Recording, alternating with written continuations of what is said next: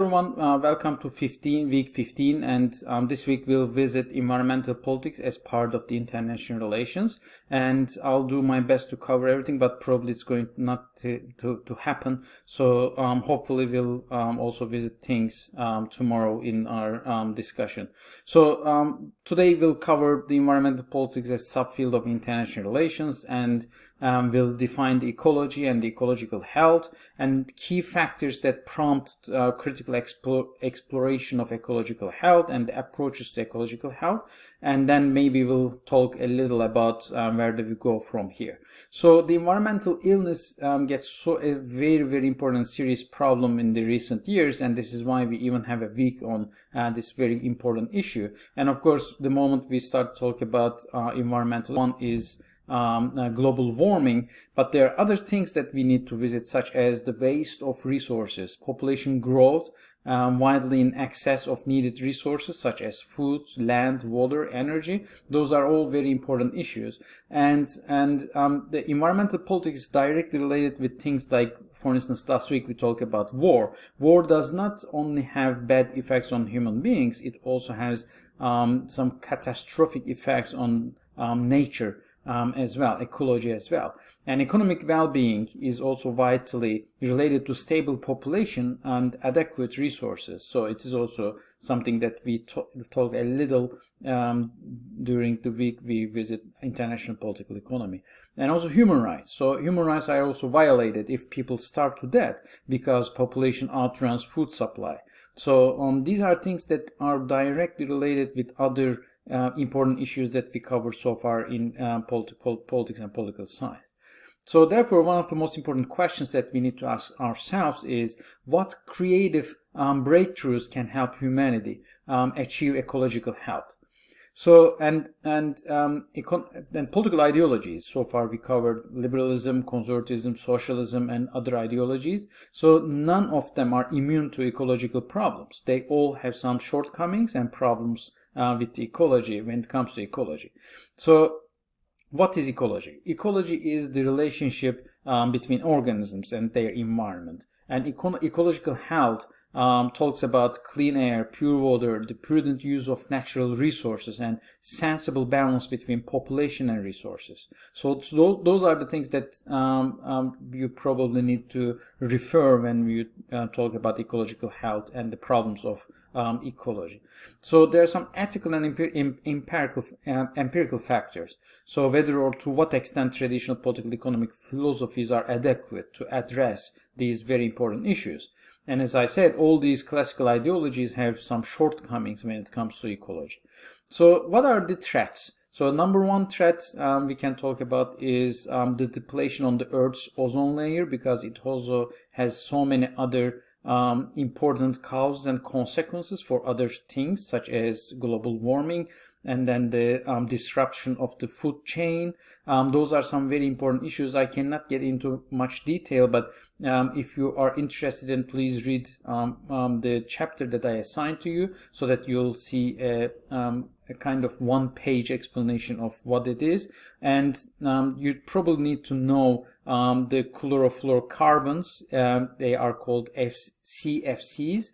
They are the main cause of the hole in the ozone layer. And since the Montreal Protocol signed in 1992, there has been some progress. So the hole got smaller, but the threat is still there. The second one is probably the most important and serious problem right now we are facing, which is global warming.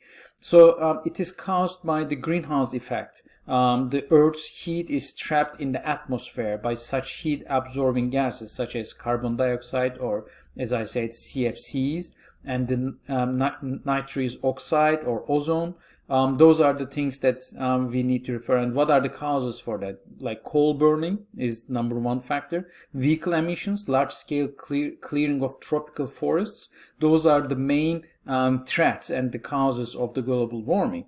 And United Nations actually prepared a report in 2017, and some important points from that report show that human activities, especially emissions of greenhouse gases, are the dominant cause of the observed warming since the mid 20th century.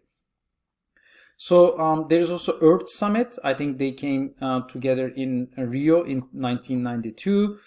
There's various countries, and there was the decision for the financial aid for developing countries as well as institutions to review and update commitments. However, after 23 years, the impact of the convention has been negligible. So global warming is still a very important issue, and in 1997, some 160 countries came together in Kyoto, in Japan, and by 2000, emission had fallen slightly thanks to the efforts, but it is still not enough. And in contrast, actually, during the same period of time, the industrial nations of the West, including the US, failed to reduce carbon emissions. And as of early 2018, 192 countries ratified the agreement, except 3 countries, Afghanistan, Sudan, and surprisingly, the United States of America. So, and there is a Paris Agreement in 2015. It's kind of a follow-up of the Kyoto, and 196 countries met in Paris and negotiated the Paris Climate Agreement. Each country voluntarily established goals for limiting greenhouse gas emissions, which was the first time actually countries voluntarily want to limit themselves. And unfortunately, in June 2017, the current president, Donald Trump, announced that he would withdraw the US from the agreement. So the questions, of course, people are asking, how much longer can fossil fuels be relied on as the primary energy in the industrialized world? And will developing nations, as they become more industrialized, use more fossil fuels? So those are the very important questions that need to be addressed by the international community. So another important threat is the misuse of scarce and non-renewable resources. So the supplies of key non-renewable resources decline over time, and their prices increase because of that. So wasteful use of renewable resources are also quite important and a big danger. So what renewable resources are we talking about here? The soil, trees, they could also produce terrible consequences, and of course important danger on the safe water. So I talked a little about Garrett Hardin last week, and he has this very important concept, the terminology, which is tragedy of commons. So he uses the ecological metaphor and calls attention to the overuse and eventual destruction of the commonly held resources. This is what tragedy of commons is.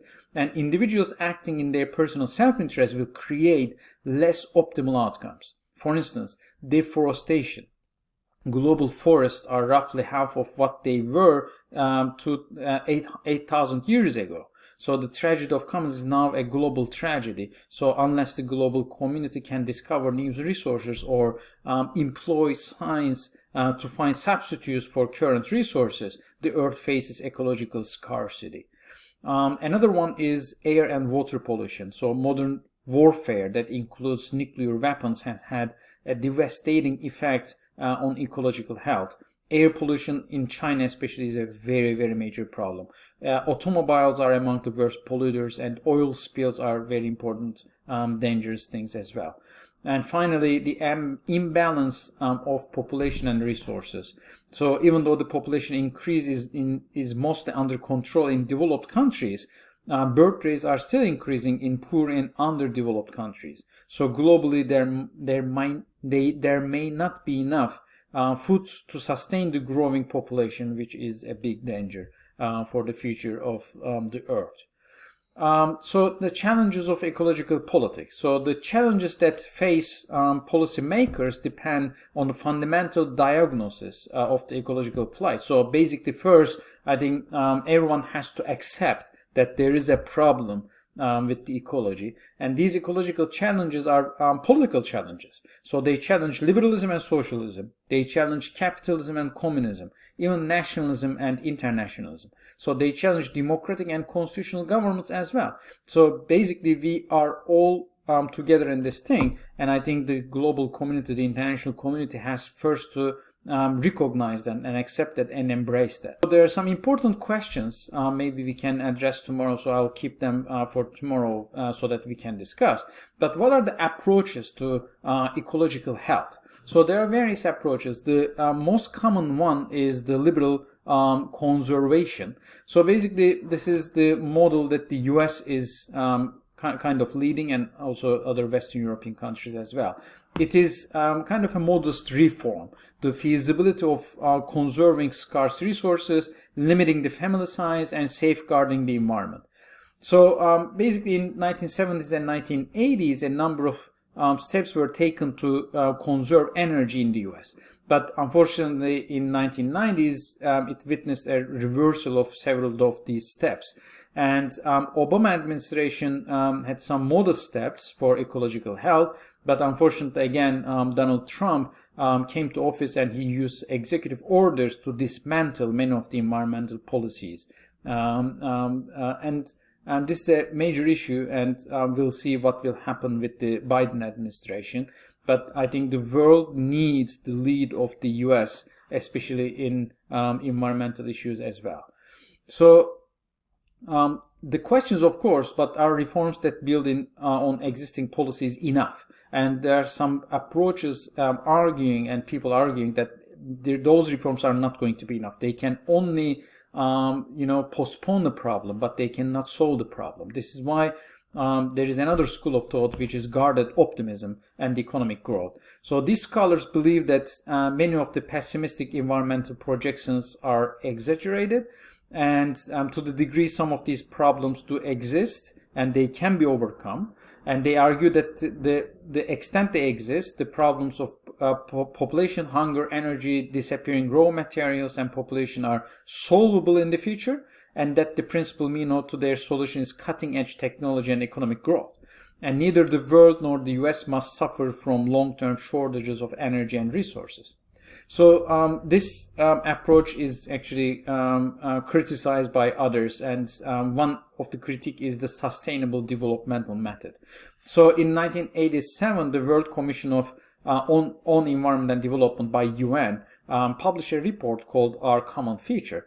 And basically this report is telling that the world is under severe environmental stress and ecological management is not compatible with development. Economic growth has to continue. And there is a linkage between environmental protection and world peace. So the whole idea of sustainable development is a rational and equitable approach to development that attempts to balance societal needs against environmental limitations. So I have to cut it here because I'm running out of time. I think there are two more radical approaches. One is the steady states philosophy. So an important scholar, Ophuls, and his work,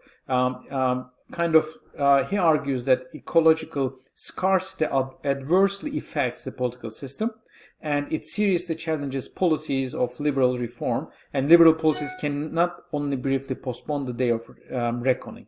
And therefore the only sane response is the steady state society, and one that has achieved a basic long-term balance between the demands of a population and the environment that supplies its wants. So basically this approach was addressing and talking about humanity will have to move from rampant individualism to place a higher priority on community and the common good. So and this is why I think it's very challenging for the developed countries, because it's a kind of threat for individualism. So, and finally, benevolent authoritarianism. So this approach is much more radical. In this approach, scholars argue that environment and ecology are so important that it cannot necessarily be laid in the hands of the masses and democratic systems. This is why I think we have to move towards more authoritarian approaches, so that state has to take more authoritarian steps towards protection of the environment and ecology. So we'll continue to talk about these things tomorrow, and thank you so much for watching it, and I hope to see you all tomorrow in our last meeting of the semester. Have a nice day.